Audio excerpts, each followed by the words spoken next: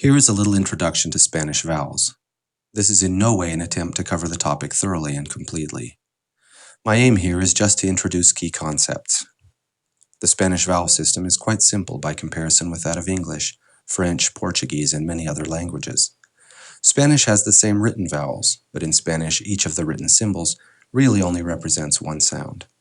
So while English has something like 14 vowel sounds depending on the dialect, and French and Portuguese each have around 15 to 17, Spanish has only 5.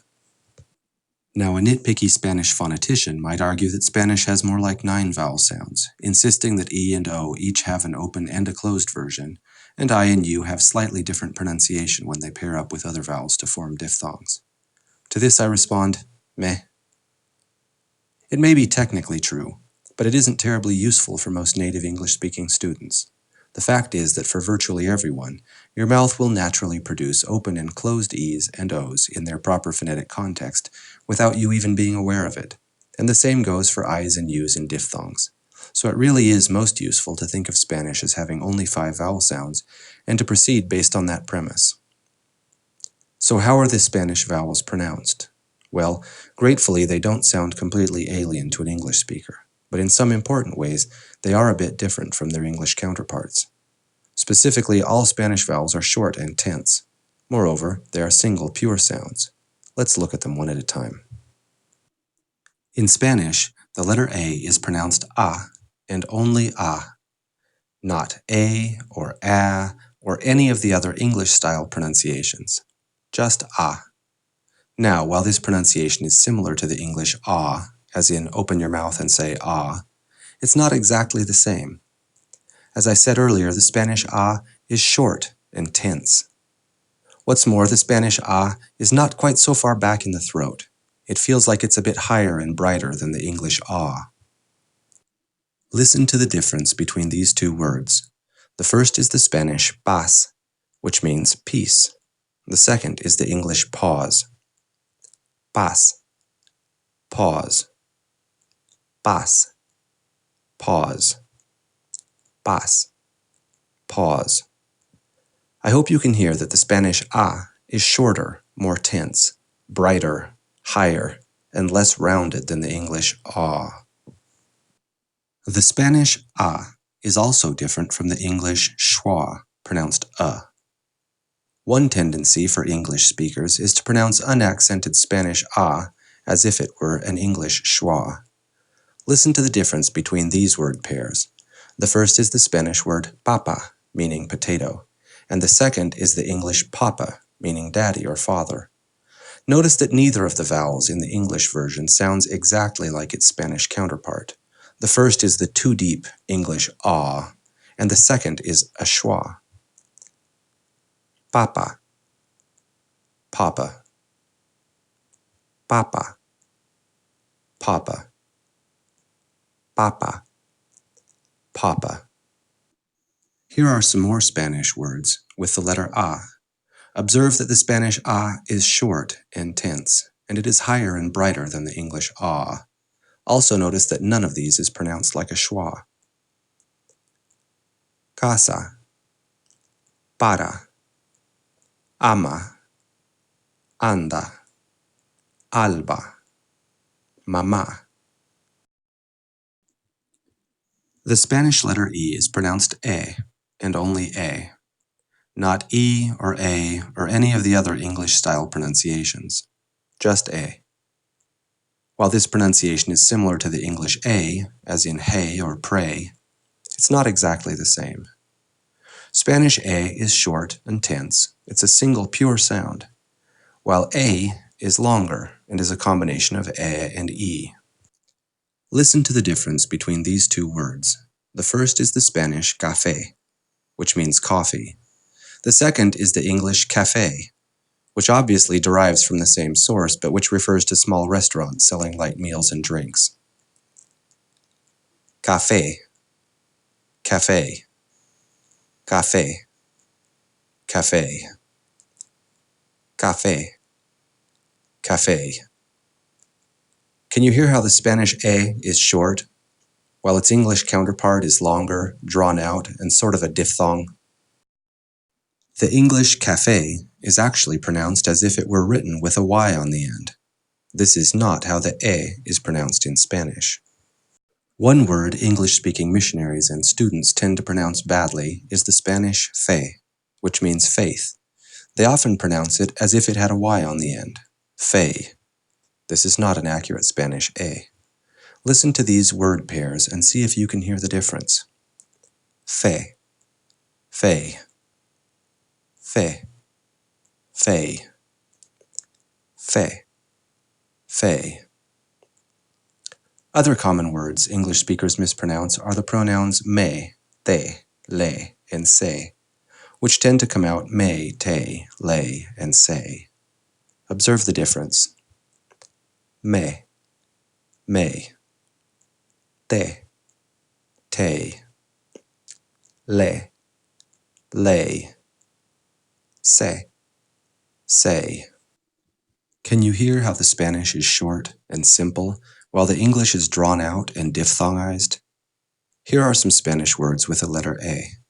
Observe that the Spanish A is short and tense, and it isn't pronounced as if it had a Y attached to it. Bebé, ser, en, el, de, este, eres, mente, gente.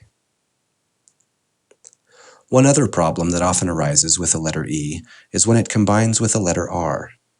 In English, this combination is often pronounced just as if the E weren't there at all. Observe how the E is not really pronounced in the following words. Other, mineral, energy, ever, gather, water.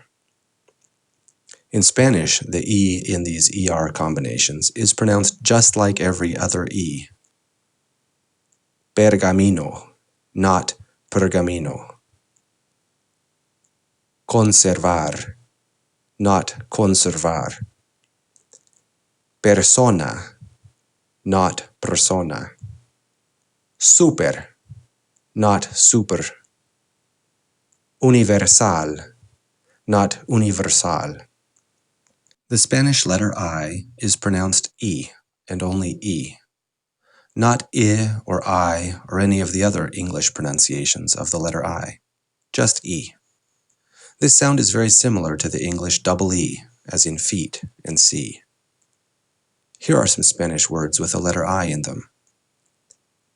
Mi, ti, si, sin, fin. While this sound is fairly easy for most English speakers to pronounce correctly in isolation, or in simple words like the ones we just heard, there is one category of words in which English speakers tend to mispronounce it really badly. These are cognates where in the English version the I is short. A perfect example of this is the word importante, which obviously means important. English speakers tend to want to say importante rather than importante. And what's worse, importante is often preceded by muy, meaning very. Muy importante, very important. Well, for some reason, English speakers feel that they ought to do something to distinguish the Y at the end of muy from the I at the beginning of importante. They shouldn't. Those two sounds are identical and should just blend together. Muy importante. But for whatever reason, English speakers want to set these two sounds apart from each other, and they end up saying something like muy importante, or even muy importante. This is simply wrong. Spanish speakers don't do this. Here are some cognates that start with I. Observe that the I is not pronounced I or e. Importante, impresionante, imperio, impulso, innumerable, incluir, independiente, intentar, iniciar. The Spanish letter O is pronounced O, and only O. Not ah or o or oo or any of the other English pronunciations of the letter. Just O. While this pronunciation is similar to the English O, as in snow or throw, it's not exactly the same. Spanish O is shorter, while O is longer and transitions into a bit of a W sound at the end. Listen to the difference between these two words. The first is the Spanish coco, which means coconut. The second is the English cocoa. Coco, cocoa. Coco, cocoa. Coco, cocoa. Can you hear how the Spanish O is short and tense and bright, while its English counterpart is longer and drawn out, a bit more rounded and darker sounding?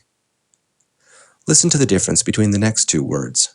They are the Spanish and English version of the word no, which has the same basic meaning in both languages. We'll start with the Spanish version. No, no, no, no, no, no. Hopefully you get the point and can hear the difference. Here are some Spanish words with the letter O. Observe that the Spanish O is shorter, tenser, and less rounded than the English version. Por, con, como, los, todo, poco, tomo, pongo. The Spanish letter U is pronounced U and only U. Not or U, just U. While this pronunciation is similar to the English oo, as in ooh, that's gross, it's not exactly the same sound. Spanish oo is short and tense, while oo is longer and transitions into a bit of a w sound at the end. Listen to the difference between these two words. The first is the Spanish Q, which is the name of the letter Q in the Spanish alphabet. The second is the English Q. Q, Q, Q, Q, Q, Q. Can you hear how the Spanish U is short and bright, while its English counterpart is longer and drawn out, a bit more rounded and darker sounding? Here are some more Spanish words with U's in them. Un, su, mucho, mundo, uno, usa, punto. Among the Spanish vowels, the U presents some unique challenges for English speakers. One is that in English, the U is often pronounced as a diphthong in words like universe. The U at the beginning of this English word is pronounced with a Y sound, like universe. The tendency then is for English speakers to sneak that Y sound in, even though Spanish U is not pronounced that way. Listen to the difference between the Spanish and English pronunciations. Universo, universe, universo, universe, universo, universe. Please, for the love of all that is good and holy, don't ever say universo. Please, I'm begging you. A consequence of this pronunciation of the U is that in English we tend to palatalize D's and T's that precede U's. One example is the word educate. The reason we pronounce the D here like a J is because we've combined it with the Y sound of the U. Educate becomes educate. The tendency for English speakers is to palatalize D's and T's in the Spanish cognates of words like educate. But there are two very good reasons why you shouldn't do this. One is that Spanish U's aren't pronounced with a Y sound at the beginning. And the other is that Spanish doesn't palatalize consonants. So there are two things going on there in English that don't happen at all in Spanish. Listen to these pairs of Spanish and English cognates and observe that the Spanish U has no Y sound in it and that the consonants aren't palatalized. Educate, educar, gradual, gradual, individual, individual, texture, textura, culture, cultura, spiritual, espiritual. This is the conclusion to your introduction to Spanish vowels. The next lesson will deal with how vowels can be put together to form diphthongs.